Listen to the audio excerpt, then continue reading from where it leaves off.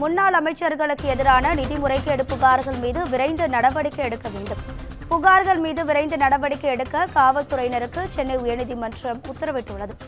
SP Velumani அமைச்சராக இருந்தபோது மாநகராட்சி பணிகளுக்கு ஒப்பந்தங்கள் வழங்கியது 98.25 கோடி ரூபாய் மோசடி நடைபெற்ற விவகாரத்தில் தற்போது உயர்நீதிமன்றம் ஒரு உத்தரவை பிறப்பித்திருக்கிறது. இது தொடர்பான முக்கிய செய்தியை பார்த்து வருகிறோம். இது குறித்தான கூடுதல் தகவல்களை நமது செய்தியாளர் சிவகுமார் வழங்கிட கேட்கலாம். சிவகுமார், வணக்கம். உங்க விரிவான தகவல்.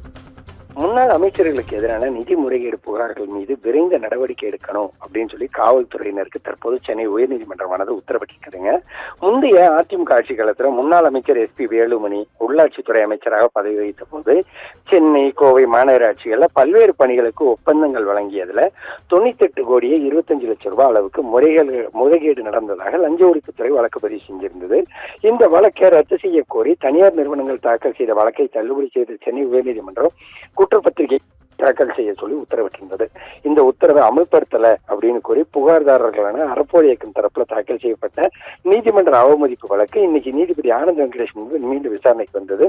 அப்போ லஞ்ச ஒழிப்புத்துறை தரப்புல என்ன சொல்லியிருந்தாங்கன்னா, தாக்கல் செய்யப்பட்ட கூடுதல் மனுவில் டெண்டர் முறைகேடு தொடர்பாக கோவை மாநகராட்சி துணை ஆணையராக இருந்த காந்திமதி என்பவருக்கு வழக்கு தொடர்பாக அனுமதி அளித்து தமிழக அரசு ஆகஸ்ட் 30 அரசாணை பிறப்பிக்கப்பட்டுள்ளதாக தெரிவிக்கப்பட்டிருந்தது.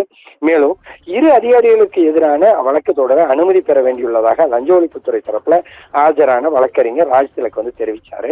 இதனையடுத்து அரசியல்வாதிகளுக்கு எதிரான வழக்குகளை மட்டும் ஏன் இவ்வளவு காலதாமதம் ஏற்படுதுன்னு கேள்வி எழுப்பிய நீதிபதி அரசு நிதி சம்பந்தப்பட்ட விவகாரங்களை விரைந்து நடவடிக்கை எடுக்கணும்னு சொல்லி அறிவுறுத்தினாரு. மேலும் முன்னாள் அமைச்சர்களுக்கு எதிரான வழக்குகள்ல குறிப்பாக நிதி முறைகேடு தொடர்பான வழக்குகள்ல காவல்துறையினர் பொறுப்போடு நடந்து கொள்ள வேண்டும்னோ நீதிமன்றம் விதித்த காலக்கெடுவுக்குள்ள நடவடிக்கை எடுக்கணும் அப்படின்னு சொல்லி உத்தரவிட்ட நீதிபதி விசாரணையை வரக்கூடிய செப்டம்பர் 19 தள்ளி வச்சிருக்கிறார். ராதிகா, தகவல்களுக்கு நன்றி சிவகுமார்.